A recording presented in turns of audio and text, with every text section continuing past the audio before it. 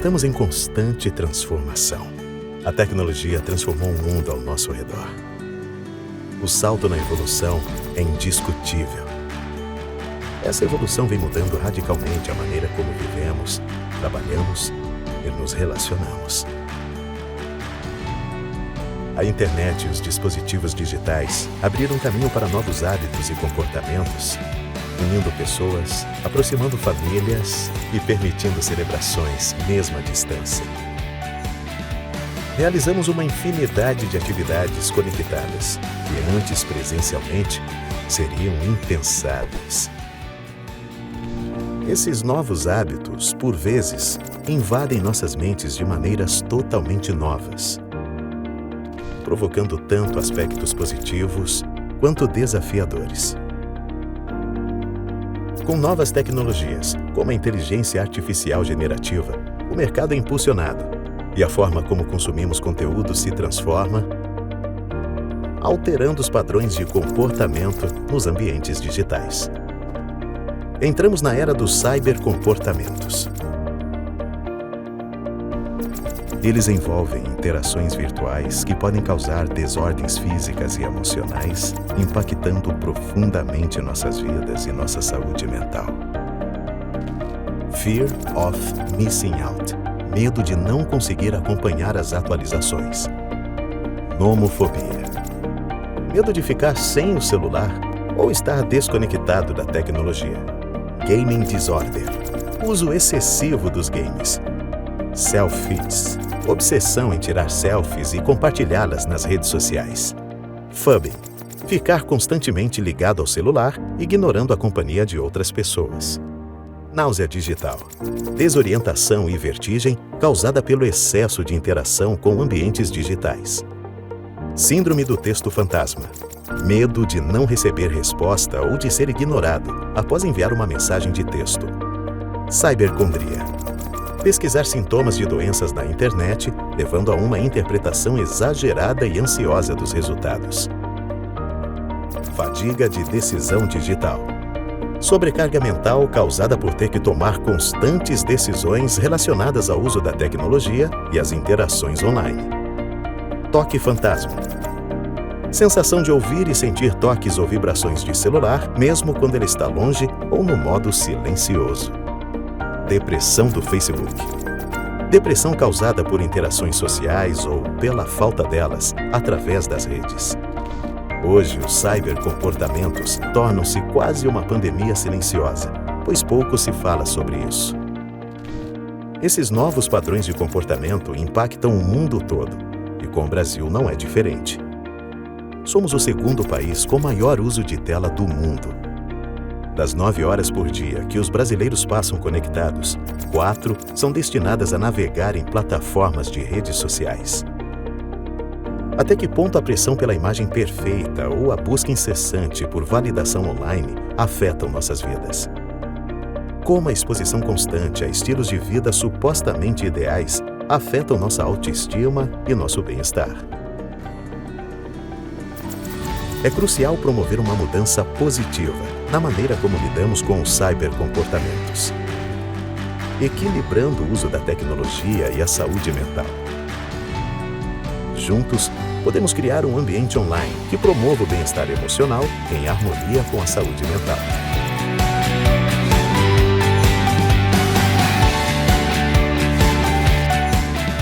Junte-se a essa causa.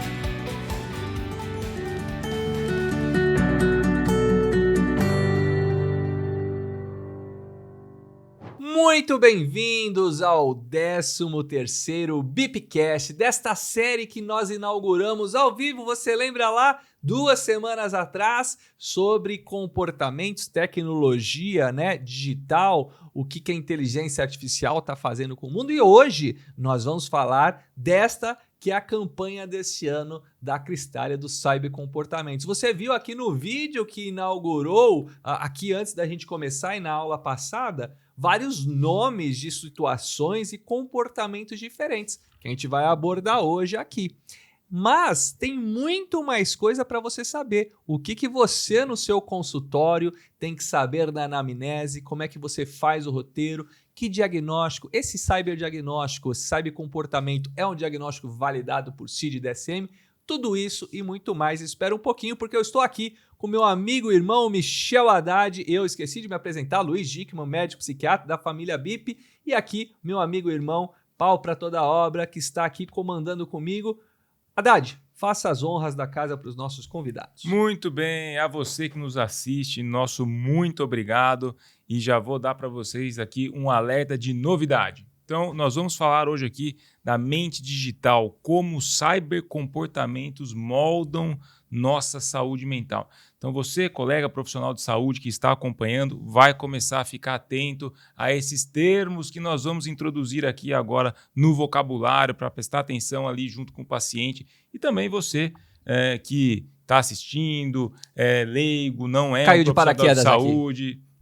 Nós vamos falar também de temas referentes ao nosso cotidiano. Então, aquilo que você muitas vezes pode estar passando, ou algum familiar, ou algum conhecido, e com certeza vai ser informação útil para a gente conseguir nos educar, todo mundo, acerca desse tema. Aliás, gostaria aqui de fazer um agradecimento super especial ao Laboratório Cristália, que oferece esse momento de educação aqui tão importante no nosso tempo, né? Mídia digital, conteúdo digital, tecnologia, inteligência artificial. Para isso, estamos aqui com duas pessoas muito queridas, professora Carmita Ábido, professora da Faculdade de Medicina da USP, excelente palestrante, speaker, cientista, psicoterapeuta, são tantas... Faz tudo. Meu Deus do céu. E aqui, Douglas Souza, que é o CEO do MIT Brasil. Por favor, vocês então agora dê as boas-vindas para o nosso pessoal em casa, professora Carmita.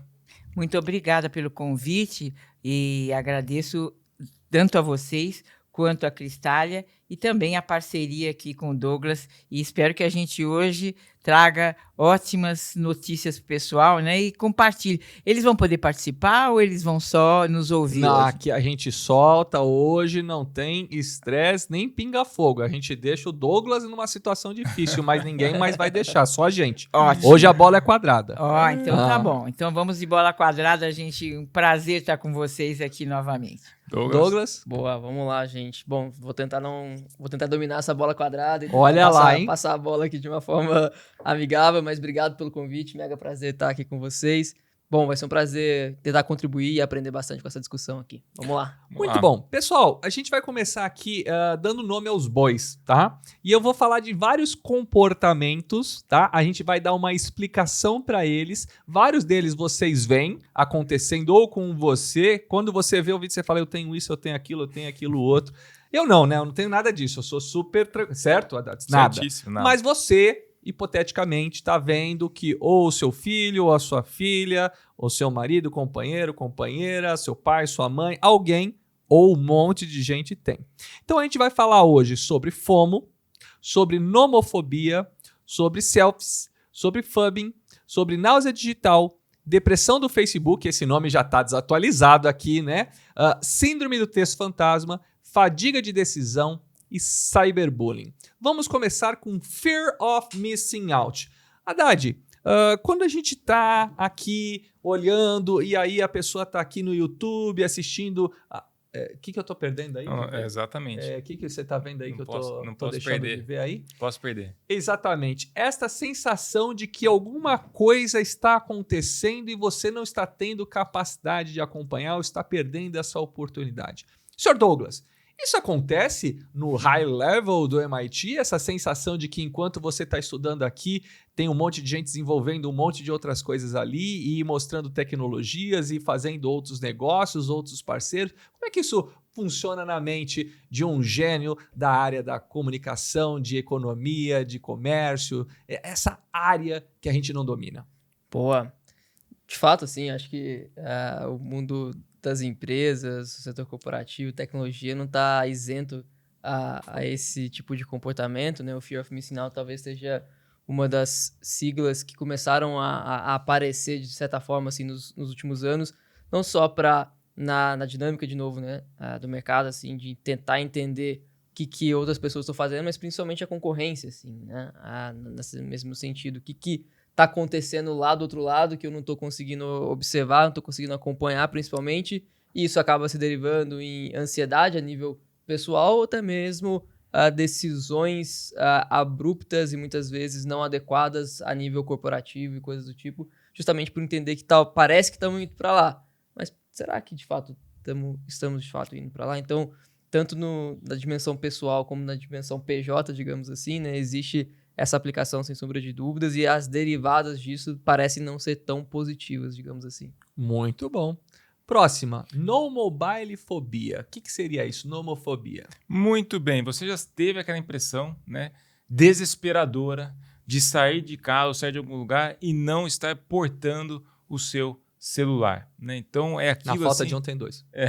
muitas vezes você tem mais de um para não correr o risco disso acontecer, porque cada vez mais estamos conectados e dependentes dessas ferramentas. Nesse sentido, professora Carmita, né, a gente já pode falar assim de alguns aspectos práticos de como que a gente aborda esses nossos pacientes para a gente começar então, porque a gente precisa começar a incluir isso na nossa anamnese, né? A relação do indivíduo com o digital. Exato, você tocou num ponto importantíssimo. Hoje a anamnese tem que ser do mundo real, presencial e também do mundo digital. Se fizermos uma só aquela anamnese padrão que a gente aprendeu a fazer quando o mundo virtual não estava assim tão desenvolvido, nós vamos perder muito da vida desse nosso paciente e não vamos estar avaliando ele de forma completa. Será que ele tem FOMO? Será que ele tem NOMO? Mas primeiro a gente precisa saber, né, o que essas siglas significam. E será que isso é problemático? Ele não conseguir sair de casa sem levar o seu ou os seus celulares e quando ele esquece, ele tem que voltar para casa? Imagine o que isso gera de ansiedade, porque ele tem medo de estar perdendo uma conexão, um negócio que ele não vai fazer, algo que na vida está ficando curta para essa pessoa e o nível de ansiedade dela está cada vez mais exacerbado. Cabe a nós mostrar esse aspecto para esse indivíduo e também, às vezes, até medicá-lo, que ele não vai te dizer que tem esse aspecto na sua vida se você não perguntar.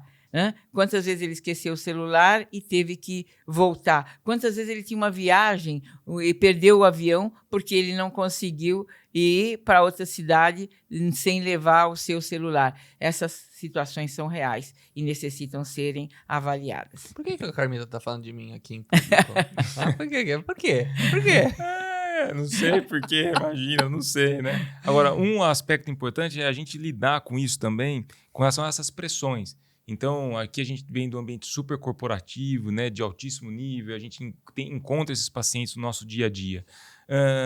Porque, veja, eu costumo dizer aos meus pacientes, quanto mais rápido você responder o seu mobile ali, né, o seu celular, mais será exigido velocidade na próxima resposta.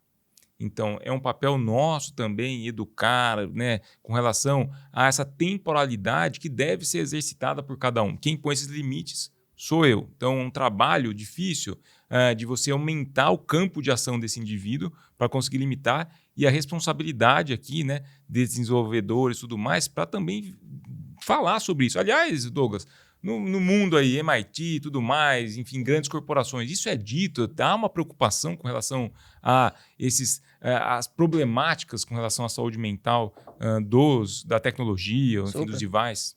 Acho que tem um tema muito interessante aí que conecta um pouco com a expectativa do comportamento de lideranças nesse aspecto, porque a gente entende, enfim, diversos estudos, no MIT a gente fala muito disso, né, da influência das pessoas em posição de liderança em moldar, em ditar, em influenciar a cultura corporativa, né? Então, se eu tenho, por exemplo, um chefe que, deu 5 horas da manhã, tá me mandando mensagem e me manda mensagem até 11 horas da noite, basicamente é esse comportamento que está se tornando exemplar e que vai ser, de certa forma, reverberado por toda a corporação. Imagina isso numa relação 1 para 1, depois 1 para milhares, em grupos, enfim, você começa a ganhar uma escala e tem pessoas que vão lidar, de certa forma, vão colocar esse limite, né, na verdade, que você está falando, mas tem pessoas que vão interpretar de uma outra forma e vão começar a acionar gatilhos, enfim, que vão se desdobrar em outras questões. Então, nesse aspecto, acho que tem um wake-up call aqui para as lideranças, de maneira geral, que estão em posições de influência, assim, né? De que existe, sim, uma autorresponsabilidade das pessoas em lidar, mas a gente também tem que entender que nem todas as pessoas vão ter a maturidade suficiente para fazer essa gestão ali das suas redes sociais. E, de certa forma, você, em papel de liderança, que tem uma capacidade de influenciar em grande escala, sabendo disso, como é que você molda o seu comportamento para que você consiga criar uma cultura cada vez mais saudável em todos os sentidos para o teu time, para a tua equipe e, consequentemente, ter uma performance mais legal, um ambiente mais maneiro de trabalho, coisas do tipo. Então, quando a gente fala desse tipo de comportamento derivados da nossa realidade no mercado corporativo, a gente está falando muito da influência do papel das lideranças no dia a dia com essas ferramentas. Você me permite? Com Eu certeza. acho que, ouvindo o Douglas falar, fico pensando que, às vezes, uma patologia se imbrica com a outra. Então, por exemplo, o FOMO e o NOMO, quer dizer, se eu tenho medo de perder alguma coisa, eu não posso ficar sem meu celular, porque senão eu vou estar perdendo. Então, uma leva a outra, que leva a uma, que leva a outra, e, de repente, é um complexo de situações que vão se somando. Se eu não atender esse paciente, ele vai ficar completamente desequilibrado, né? E por conta de um único aparelho que se chama celular. E aí, complementando exatamente NOMO e FOMO, quando as pessoas estão com celulares, eu vejo isso muito em trocentas gerações, não só nos millennials, mas na Y, né, na X, nos baby boomers, ainda cada vez é mais comum em todas as gerações, os selfies, né? O que é isso? Você tá ali, né? Douglas tá lá no restaurante com a sua esposa e de repente ele vê todo mundo só tirando a selfie num momento, num lugar diferente, não está aproveitando, ele está naquela viagem romântica ali em Paris, as pessoas não estão preocupadas em curtir, estão preocupadas em registrar e deixar aquilo para as redes sociais. É uma derivação desse comportamento também, né? As fotos do prato, do que está comendo, do que está fazendo. E aí outro dia, né, tem aquele negócio, na década de 90, se você tirasse uma foto do seu prato, alguém gostaria de ver? Não. Então agora continua, não mudou, tá? As pessoas continuam querendo ver o que você tá comendo. Mas vamos lá. Douglas, você, estando nesse meio corporativo, esse tipo de comportamento, a gente tá dando esses nomes, etc e tal, mas isso é falado no meio corporativo? Esse tipo de questão chega lá, vocês só não dão um nome para isso? Como é que funciona? Boa, excelente pergunta. Bom, primeiro que eu não seria essa pessoa, assim, porque antes de tirar foto já teria comido pelo menos metade Gostei, do gostei. prato, Mineiro é bom aí, e viu? Não tem essa. Boa, a gente, de certa forma, a gente acaba tratando, sim, mas eu acho que falta repertório, vocabulário, assim. Dá nome aos bois. Exato, assim, porque muitas das vezes o comportamento tá ali e ele não parece, de certa forma, nocivo. Parece já é algo de casa, assim, já é algo comum, já é algo tratado como uma certa normalidade e a gente pouco para pensar nos desdobramentos que isso tem na vida das pessoas, no comportamento das pessoas. Então, a gente sabe que existe, não sabe dar o nome e não sabe muito menos a consequência mais grave disso. Hoje você vai começar a olhar com outros olhos. Com certeza, e acho que por isso que fóruns como esse aqui são super importantes, para a gente começar a conectar, de fato, a ciência com a realidade e as coisas começarem a se conectar. Então, Douglas, eu já vou aqui, Haddad, passar exatamente a derivação dessa pergunta. Autoestima, autoimagem, dismorfia corporal. Carmita, me dá aí uma ampliação do tema com os nossos colegas psiquiatras que vão pegar, né, exatamente estas pessoas que acham que o nariz não tá legal, a boca não tá legal, e aí vão fazendo a demonização facial, né? Vão fazendo uma série de procedimentos, às vezes cada vez mais invasivos, ou a menina que está com anorexia, um MC, né, muito baixo e se vê acima do peso, e isso tudo influenciando a autoestima, né? As pessoas muito inseguras, adolescentes, adultos. Como é que a gente investiga isso numa consulta psiquiátrica? Como é que você vai para esse tipo de pergunta? Você está fazendo a sua anamnese? Em que momento que tipo de pergunta você faz? Como é que você leva para esse assunto? Como é que você faz na sua prática clínica? Como é que você ajuda os nossos colegas mais novos? Então, acho que você tocou num ponto muito importante. O que a gente tem que pensar é que cada vez mais as pessoas usam filtros. E os filtros mudam completamente a aparência, terminam com...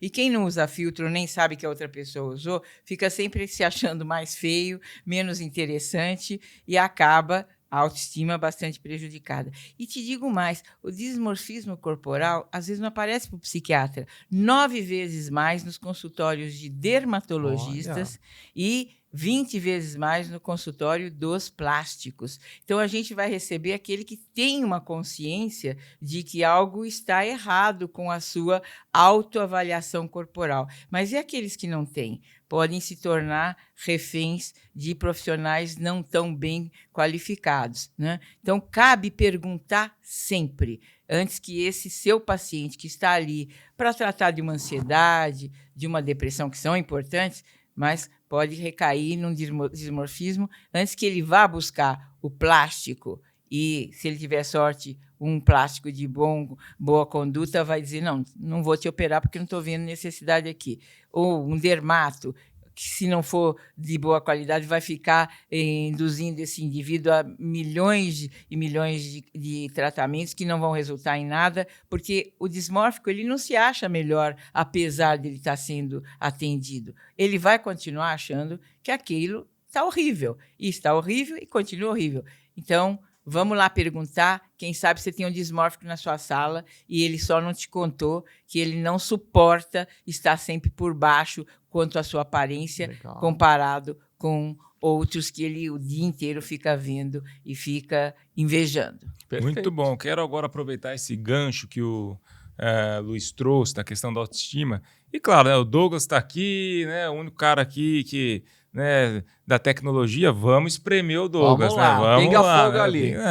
Porque essa questão de autoestima, né, ela está diretamente relacionada com a importância que nos é dada ou que nós nos damos nas relações sociais. Né? Então, se eu sou uma pessoa bem aceita, ou se eu tenho consciência da minha aceitação social, eu me valorizo. Eu tenho, né, eu aumento a minha autoestima. É um dos parâmetros. Nesse aspecto, tem um cybercomportamento, que é o fubbing, né? Que é o quê? O indivíduo está ali, ele está o quê? Todo mundo conectado, né, com o seu celular no restaurante. Quem não viu isso? Né? Tá no restaurante tirando foto do prato, filmando alguma coisa e ninguém está interagindo. Tudo bem, entre adultos é chato, é deselegante, é mal educado, tudo bem. Mas, quando nós colocamos isso no ambiente familiar, né, então num contexto familiar, e isso... um impacto, né? Nós sabemos que os estímulos, de acordo com o estímulo nocivo na infância ou na tenridade, isso é devastador. Então, você pega uma criança, por exemplo, no café da manhã, no almoço, no jantar, que os pais estão todo mundo lá, né, mexendo no celular e a criança está, né, olhando aquilo sem entender, tipo, as pessoas não devem aqui gostar de mim porque eu não estou tendo função nenhuma, não estou sendo objeto de amor, de carinho dessa família. E, por um outro lado, também a gente vê o desenvolvimento de device para as crianças. Então, coisa mais lúdica, o brinquedinho, o iPad redondinho, bonito, fiz propaganda, né? Desculpa. O aparelho bonitinho e tudo mais. Há também uma questão ética ligada a isso. Então, é isso que eu gostaria que você nos colocasse aqui para a gente, com relação à ética das pesquisas, do desenvolvimento dessa tecnologia, né? Pensando mesmo se há uma projeção da dimensão do impacto que isso pode levar.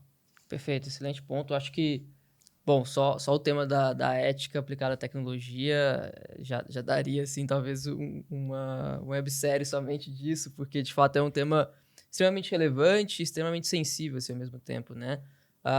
Vamos lá. Acho que tem 2 componentes aqui que é importante a gente citar. Primeiro, o componente de como as empresas estão tratando os dados, assim, né? Não é incomum a gente ver dados muito enviesados sugerindo coisas para as pessoas que de fato não são reais, que de fato não fazem o menor sentido para aquela pessoa a partir de pesquisas específicas, assim, né? Quem não conhece o caso de que a menina estava começando a sentir sintomas de gravidez, começou a pesquisar algumas coisas e do nada uma determinada marca de fraldas começou a enviar propagandas de fralda para casa e o pai falou, o que está acontecendo aqui? Né? Estão induzindo minha filha a se engravidar e foram lá, descobriram que a filha de fato estava grávida, né? Sem licença nenhuma de dados, sem informações nenhuma de dados. Então, tem uma questão muito sensível quando se fala de lidar com dados e oferta de produtos ou serviços na era de tecnologia.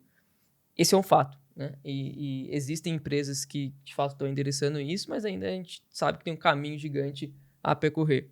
Do outro lado, tem o nosso consentimento, né? Quando a gente vai lá ver aquelas letrinhas miúdas que na prática a gente, não sei quem lê. Sempre tem um paciente que lê. Sempre tem, né? Então, eu tô numa mesa aqui que eu sabia que alguém talvez Mas não é a aqui lê. gente. Tá bom. Não é a gente. E o consentimento também, ele vai, enfim, fornecer os dados para justamente trabalhar esses algoritmos para oferta de desenhos e produtos de serviços que sejam mais coerentes com aquela pesquisa. De novo, aqui entra pro outro lado da mesa, assim, né? A sensibilidade das empresas a lidar com esses dados é algo realmente muito relevante e muito desafiador, assim, porque de um lado tá a sua oportunidade de fazer mais negócio e do outro lado tá a oportunidade de você agir de maneira mais ética e mais coerente. E é por isso que cada vez mais existem nas empresas o tal do comitê, né, de ética para discutir políticas a respeito disso, assim, até onde a gente vai, até onde a gente consegue configurar diretrizes que sejam, ao mesmo tempo, coerentes com o nosso posicionamento da porta para fora, mas também consistentes com a nossa diretriz de negócio da porta para dentro. Então, é uma discussão que está no time, não está resolvida, mas, de fato, ela tem uma questão muito sensível entre posicionamento, consistência de marca e oferta de design de produtos e serviços para a comunidade. Muito bom. Que bom, né? Que isso está sendo discutido também Super. deste lado, né? Porque isso realmente é bastante preocupante. Luizinho, a gente tem mais cybercomportamentos, né? Vamos lá, vou falar de um comportamento que você que está aí agora olhando, talvez já tenha sentido várias vezes, mas como o Douglas estava falando, a gente não dá nome ao boi, né? A gente fica sem o repertório para chamar. Imagina a seguinte situação, o storytelling, que eu tenho certeza que você já passou por isso. Você está lá, sexta-noite, não vai sair, liga a sua TV no seu streaming, vou fazer propaganda de vários, Netflix, Star Plus, Amazon Prime, Disney, vamos fazer mais algumas propagandas? BIP Prime. Não, mas esse não traz angústia. Esse BIP Prime pode ir lá assistir. Não traz angústia, não. Esse é bom. Depende, se for aula nossa, o cara... Aí você tá lá, e aí você começa. O que você vai assistir hoje? Não sei. Aí você começa lá a rodar naquela infinidade de séries, documentários, né? Indo da Xuxa até a Conquista de Marte. E você tá lá e gasta 30, 40, 50 minutos rodando por filmes e seriados. E aí, de repente, você começa a assistir um. E você começa a assistir um pensando, nossa, mas não tá tão legal, eu não tô engajado aqui nisso. Será que o outro que eu deveria ter assistido seria melhor? E aí, o que tem acontecido? As pesquisas têm mostrado que o streaming tem trazido angústia e ansiedade para as pessoas. Por quê? Imagina o seguinte, eu vou lá e eu vou assistir Machos Alfas. A propaganda é bem legal, tô assistindo, é engraçadíssimo. E eu fui porque alguém indicou e falou, vai assistir Machos Alfas que é bom. Então fui lá eu e minha esposa assistindo porque tinha uma orientação, eu fui direto, não tive que fazer essa escolha. Mas quando você não faz isso, eu tinha 100 coisas que eu vi que seriam interessantes de poder assistir, eu escolhi uma. Eu tenho o prazer de 1 sobre 100 e eu tenho o desprazer de não assistir 99 sobre 100. Ou seja, começa a ter a síndrome, né? Essa fadiga da decisão e o mal-estar de você achar que está tomando uma decisão ruim. Em 1990, era Rambo no cinema, ou era Cinderela, ou você assistir Titanic, ou seja, tinha 4 filmes e você tinha uma escolha sobre 4. Tinha frustração, toda escolha leva uma frustração, mas você tinha um campo menor. Agora, vamos lá, agora que eu dei nome a este comportamento. Carmita, você já passou por isso na sua vida? Ah, passei. Aliás, no último sábado passei. Me conta um pouco. O que você acabou assistindo? Eu acabei assistindo... Nada.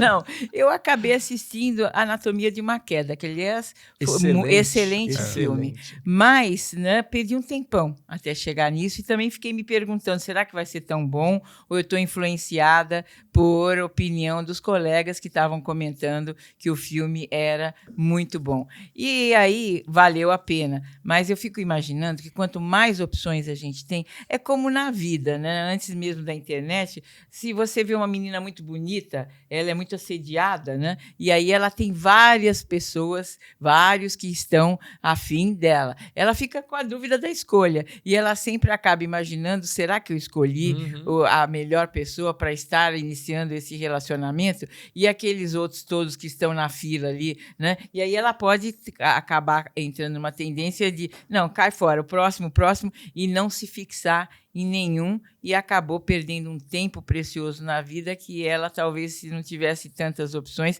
teria aprofundado o seu relacionamento com quem tivesse ali à disposição de estar com ela, né? E por isso essa sensação de solidão, de incompletude, de estar faltando alguma coisa. Será que eu estou fazendo o melhor que eu posso fazer? Será que eu não estou me equivocando? Isto é do ser humano. Agora, com tantas oportunidades assim, olha, até para te falar, hoje um garoto de 15 anos já teve a oportunidade de fazer sexo pela internet muito mais, 100 vezes mais que o seu avô fez durante toda a vida. Então, veja como isso deve criar nesse garoto uma sensação, por um lado, de sou bonzão, mas, por outro, meu Deus, como é que eu saio desse enrosco? Como é que eu vou casar com uma um dia? Como é que eu vou casar com uma um dia, né? É exatamente isso. Essa é a vantagem de ter sido feio na adolescência. Eu não tive que passar por essa sensação horrível.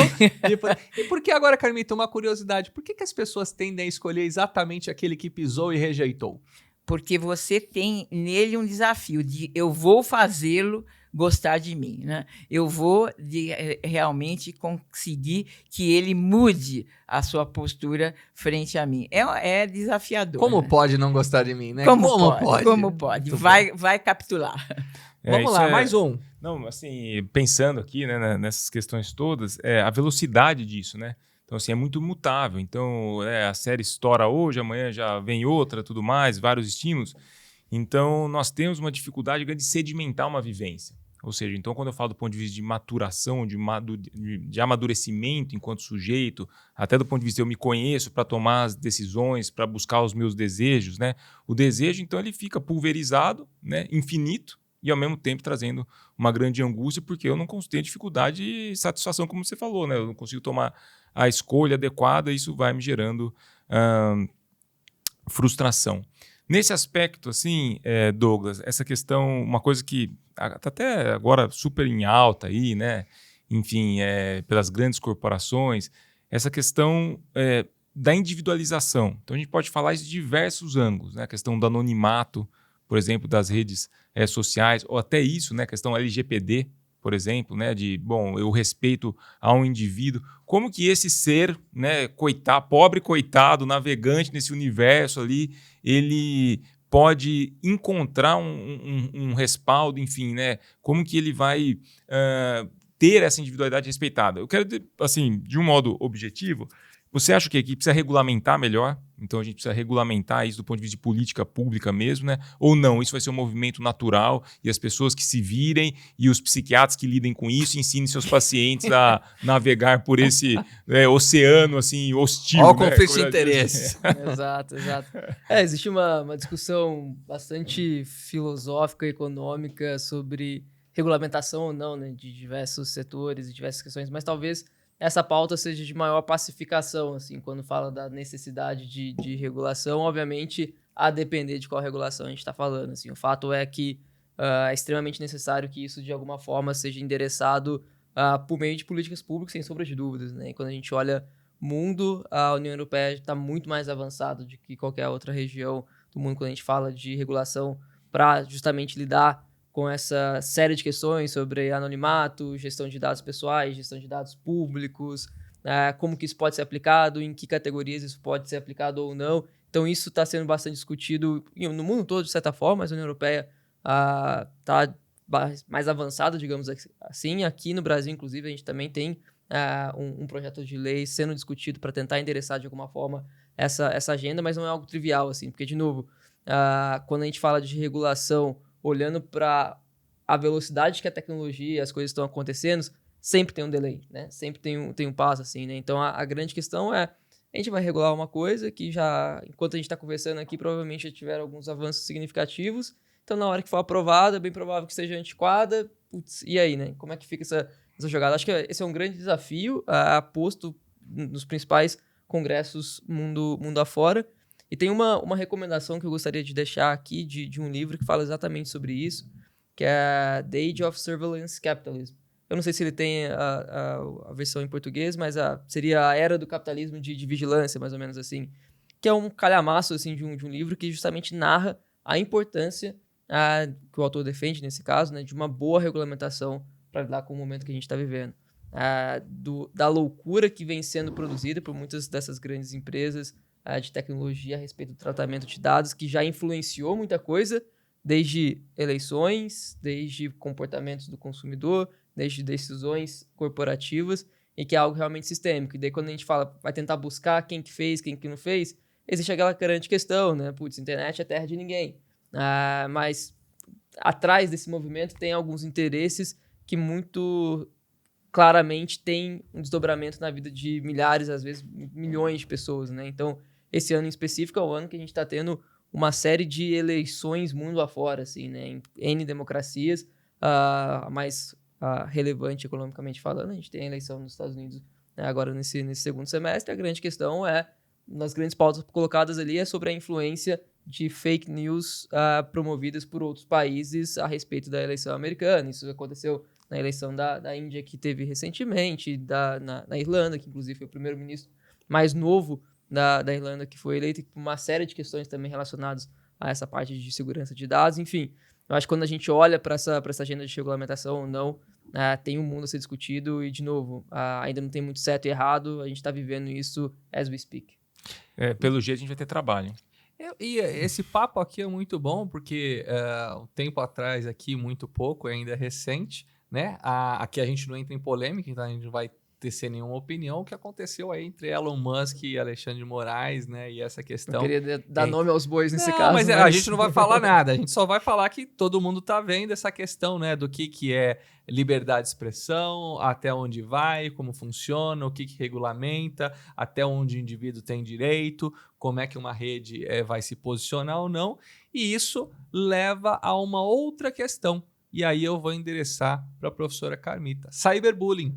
Né? Ou seja, já que temos a liberdade, temos a rede social, temos um alvo fácil, aquela pessoa, às vezes, que está mais exposta a algum tipo de comentário, que sofre mais, que às vezes não tem uma possibilidade de defesa e sofre um bullying digital, porque antigamente acontecia alguma coisa comigo lá na escola, aquilo morria ali. Hoje não é assim. O que está acontecendo, Carmita? Como é que você está vendo essa questão do cyberbullying? Qual que é o impacto psiquiátrico que isso acontece? Qual a diferença do cyberbullying e do bullying que a gente tinha décadas atrás? É muito mais sutil, às vezes, esse cyberbullying, né? Porque fica nas entrelinhas. Por exemplo, você ter alguém que se relaciona com você, tá todo dia ali, de repente some, pode ser um bullying. Está brincando com a sua inteligência, aparece e desaparece, né? O ghosting. E você submetido a essa situação. Se é uma pessoa bem estruturada, vai desistir. Não estou afim de alguém que não é constante comigo, não está valendo a pena. Mas se é alguém que tem uma autoestima baixa, vai ficar submetido, tentando conquistar aquela pessoa e vai perder muito com isso. E eu estava ouvindo vocês aqui falando e eu estava começando a pensar assim, nós psiquiatras precisamos tanto nos apropriar dessa situação para atender os nossos pacientes, porque, veja, de modo coletivo, a população de alguma forma, muitas vezes, manobrada por quem entende um pouco de psicologia, por quem tem um pouco de noção de como influenciar pessoas. Se influencia para o bem, ótimo, a gente está junto, né? Mas aquelas pessoas que não têm uma condição de uma firmeza, né? Não são pessoas que estão emocionalmente bem, acabam sendo atingidas por influenciadores que acabam, muitas vezes, detonando com a vida daquela pessoa. Ela pode até... Nós tivemos já vários casos recentemente de uma menina que morreu, ela se matou em função de um cancelamento, né? Exatamente. Então, é isso que temos que estar atentos, né? O seu paciente pode estar vivendo um cyberbullying e ele talvez nem saiba que isso está acontecendo e eu tenho que perguntar, eu tenho que investigar como é que ele se sente na relação com o virtual e se tem alguém que é um desafeto ou que é um afeto, como é que ele lida com aquilo. Tenho que investigar, tenho que entrar por aí e saber o que ele está vivendo na frente do seu celular ou do seu computador. É muito interessante, né, Carmita? Estava pensando aqui que o nosso comportamento ele é muito mutável ao longo da história do ser humano. Então, a gente tem, por exemplo, Douglas, diagnósticos clássicos, né, que foram descritos, por exemplo, transtorno de personalidade histriônica, né, a histeria clássica, que hoje a gente tem dificuldade de encontrar aquela paciente clássica que você vê traços, né, mas aquela clássica que foi lá descrita e tudo mais. Isso, foi assim, transmutado, né, de acordo com a evolução do ser humano, porque a gente adoece de acordo com a nossa relação com o mundo em determinado tempo. Né? Então, a mente é assim, o cérebro num determinado contexto. Então, ao mesmo tempo que eu tenho uma evolução do meu comportamento, uma mudança comportamental, isso, uma das maneiras de a gente observar isso é a mudança da linguagem, né?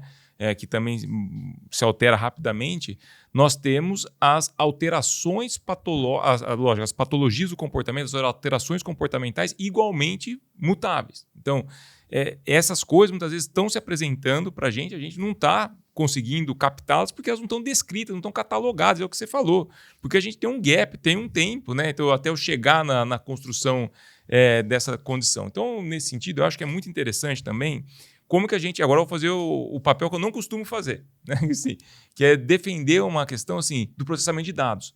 Então, nunca antes a gente conseguiu processar tantos dados de maneira aleatória, né? Ou seja, não organizada, para conseguir ver tendências, por exemplo. Né? Corta.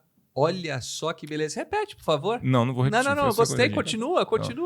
Tá bonito. Para a gente ver tendências, né? Então, com isso, por exemplo, muitas vezes achar comportamentos, por exemplo, em mídia social e tudo mais, de alerta, do tipo, isso aqui, né, é um comportamento inadequado. Eu acho que até assim, alguns, o Facebook, Instagram e tudo mais, eles até têm centros, né, que controlam esse tipo de condição, mas acho que a inteligência artificial pode falar por si só e conseguir, né, automaticamente, de modo generativo ali, trazer isso. Você podia dar algum exemplo para a gente assim, dessa questão do processamento de dados, de grandes volumes, nesse sentido de triagem, de trabalhar dados de maneira autônoma? Assim? Super.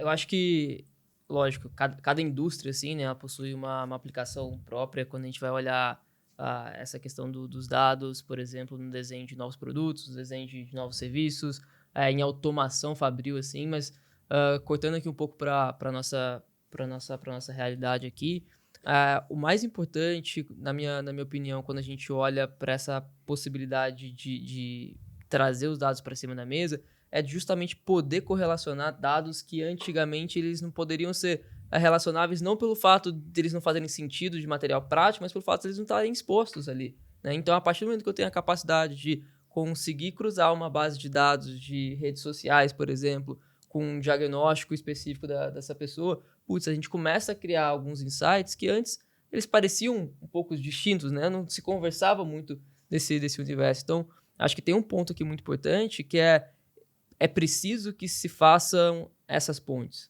né? Dessas novas tecnologias com as indústrias, independente de a gente estar falando de saúde, independente de a gente estar falando da indústria, independente de a gente estar falando de marketing, o que for, assim. Essas pontes elas precisam ser feitas. A gente não está falando aqui que os médicos agora precisam virar cientistas de dados. Acho que não é essa a grande questão, mas as competências elas são complementares. E elas precisam estar na mesma mesa para que a inteligência, de novo, o olhar sobre inteligência individual, inteligência social e inteligência artificial. Utilizar a inteligência artificial como um componente dessas outras duas, e não como algo isolado, algo acessório, uma ferramenta a mais no meu escritório. Não, isso aqui faz parte do meu serviço e eu preciso de alguma forma dialogar com isso. Se eu não sei, eu preciso trazer alguém que saiba para me ajudar a complementar. E quando eu falo trazer alguém que saiba, é justamente contratar esses serviços, fazer esse link, fazer esses processos. E aí, por isso que aí acho que está o grande ouro assim, das pessoas que conseguirem utilizar e manipular isso no bom sentido da coisa na sua realidade. Seja como médico, seja como engenheiro, seja como arquiteto, o que for, assim, essa ponte ela precisa ser feita. Eu costumo dar um exemplo assim que eu acho fantástico, né? Tipo, como que, por exemplo, a tecnologia hoje, né, ela impede, por exemplo, as fraudes bancárias, né? Perfeito. Então o robô, sei lá como que chama lá, ele vai lá e fala, essa transação aqui é anômala, né? Esse indivíduo aqui não tem esse hábito, bloqueia essa transação, vamos analisar.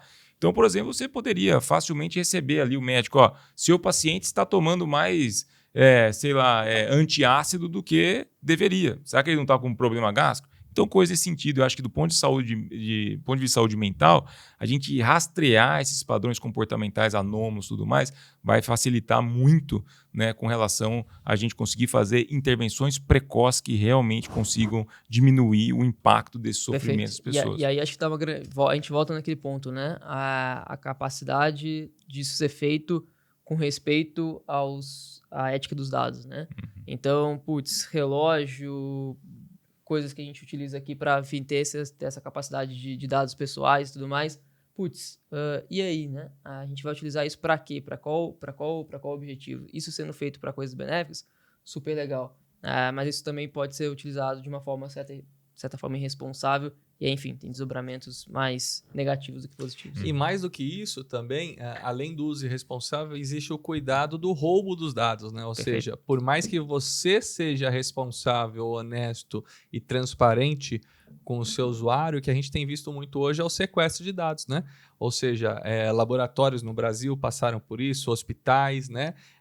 Então você vem lá, o cracker, que é o hacker do mal, né? Faz aquele roubo e cobra propina em bitcoins e o sequestro para poder, né, devolver os dados para o hospital, né, para o laboratório. Isso tem acontecido e é um problema. Ou seja, não basta você tratar bem os seus dados, mas como você guarda eles para que outras pessoas não roubem, né, e tenham acesso a dados Perfeito. sensíveis. Segundo tem uma pesquisa da McKinsey que saiu esse ano com, se não me engano, foram 500 CEOs que responderam ao redor do mundo todo, e cibersegurança está no top 2 de preocupação dessas grandes empresas, né? O primeiro é riscos geopolíticos, devido, enfim, todo esse contexto macro que a gente vive, e o segundo é justamente cibersegurança, porque não existe, na verdade, um sistema ileso a esses ataques que hoje estão acontecendo, assim, né? Então, recentemente, né? Porque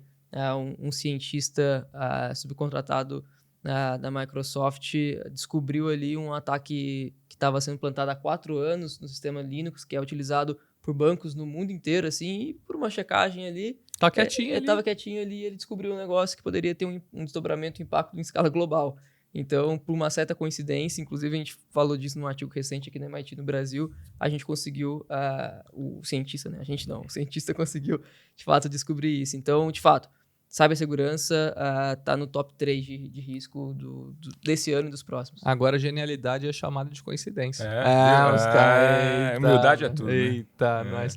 Carmita, tem uma situação também que eu acho para a gente ir caminhando aqui para o nosso final, para não ficar algo pesado e não tornar um cybercomportamento nocivo, você está grudado aqui na tela, que é chamado da síndrome do texto fantasma, né? O que seria isso? Seriam as pessoas que estão lá atrás das réplicas, dos likes, dos coraçõezinhos, né? Da atenção que o seu texto pode gerar. No mundo corporativo, o pessoal no LinkedIn, né? No mundo de pessoas físicas, o Instagram ou outros da vida.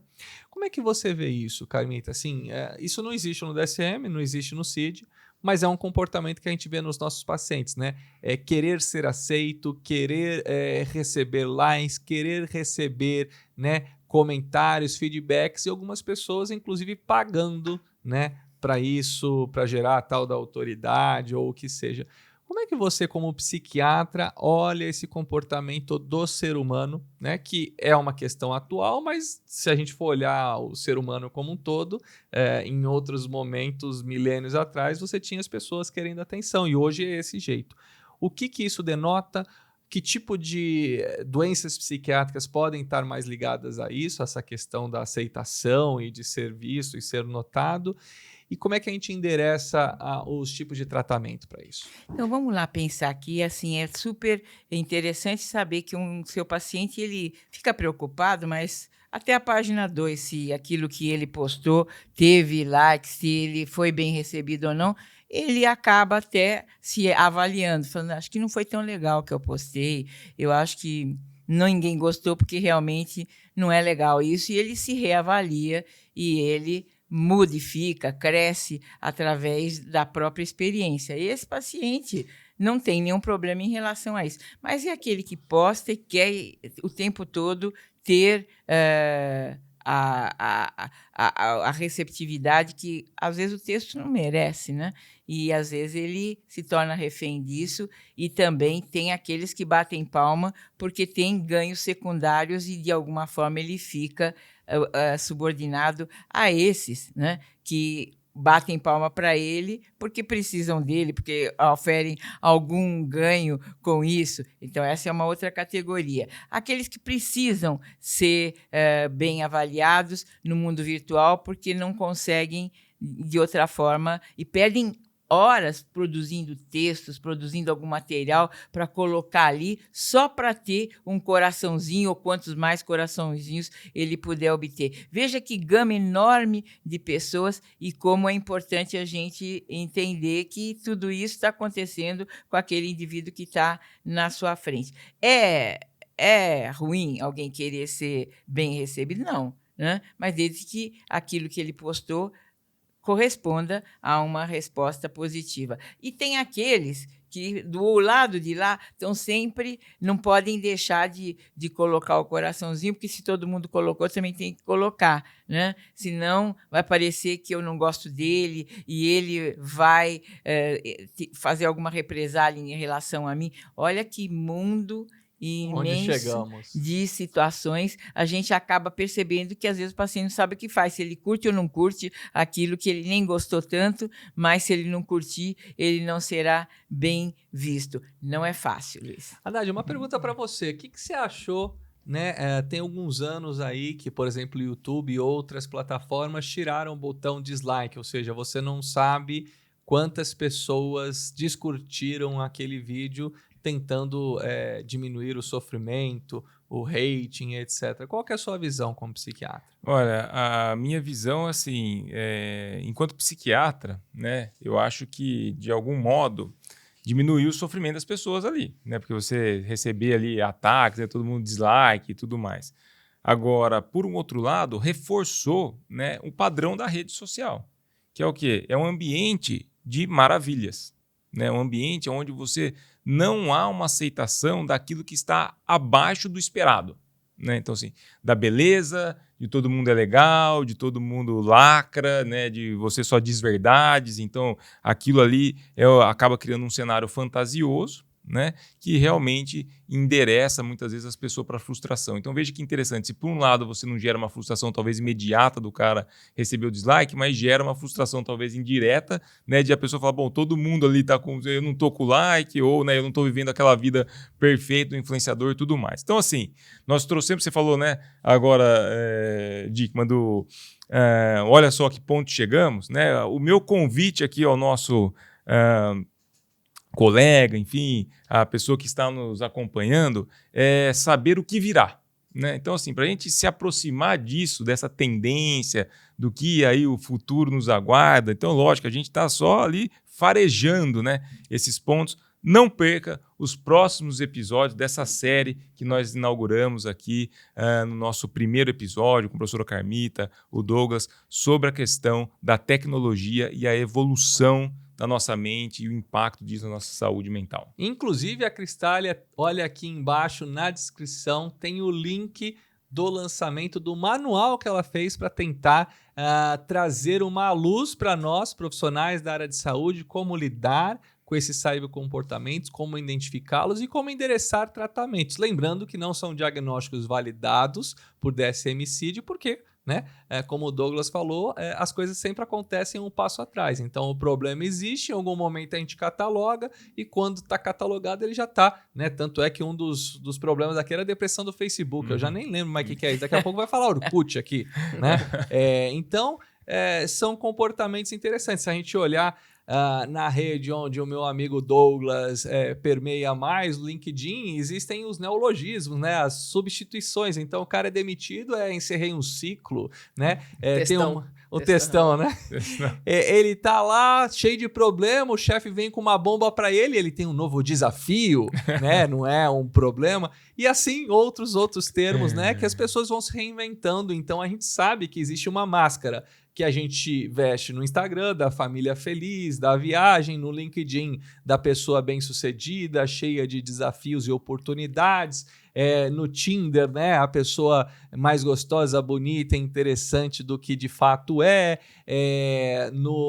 e quando vem aqui no consultório, para ir para a Previdência Social lá pedir alguma coisa, aí vai lá pedindo, né, um vestido diferente, etc e tal. E isso, né, muitas vezes esses tipos de comportamento, o que se espera em cada uma das redes, traz comportamentos patológicos e sofrimento para os nossos pacientes.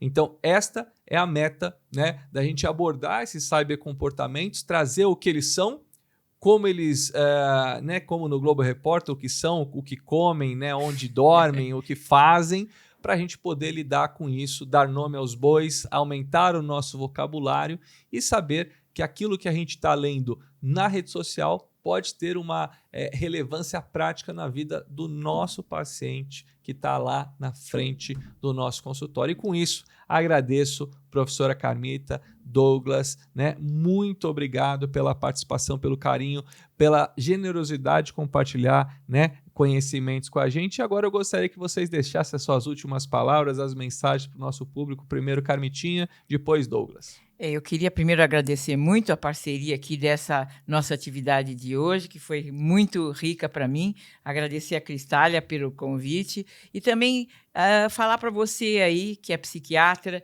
que se você conseguir retirar essa máscara com toda a delicadeza, né, do seu paciente, a máscara a qual o Dickmann se referiu, e fazer com que ele entenda qual é o cyber que ele está praticando e que ele reflita sobre isso, você terá feito bastante por ele. E é isso que ele espera de você, eu não tenho dúvida. Muito bom. Gente, obrigado mais uma vez pelo convite, uma honra, uma alegria muito grande estar aqui. Obrigado, Cristália, pelo convite, obrigado a todo mundo que acompanhou o episódio. Acho que a grande mensagem aqui é vamos criar pontes, assim, né? Criar pontes entre a academia, o mercado, a ciência e a aplicação na vida real, porque temos que aprender uns com os outros, assim, ganhar vocabulário, ganhar repertório, só vai fazer a gente ir um pouco mais longe e falar uma língua comum que pode ajudar todo mundo. Então, obrigado mais uma vez. Muito bom. Muito bem. Professora Carmita, muito obrigado. Douglas, muito obrigado. A você que está nos acompanhando, curta aí, compartilhe, leve esse conhecimento que com certeza irá ajudar bastante pessoas do ponto de vista de educação. Precisamos falar sobre isso. Luiz, por favor, as considerações finais de encerramento. Pessoal, quero agradecer mais uma vez a atenção, o carinho e deixar registrado que tem muito mais episódios sobre esse tema vindo por aí. A gente vai destrinchar ao longo do ano cada um desses com mais detalhes, tentando fazer as analogias para a área da psiquiatria clínica, né, para os diagnósticos formais, para os tipos de tratamento medicamentosos, psicoterápicos, psicoeducação e como trabalhar cada uma dessas problemáticas no nosso mundo atual. Então, para você, o meu grande abraço, o meu carinhoso beijo, um agradecimento pelo tempo e eu te vejo no próximo episódio. Um grande abraço e até mais.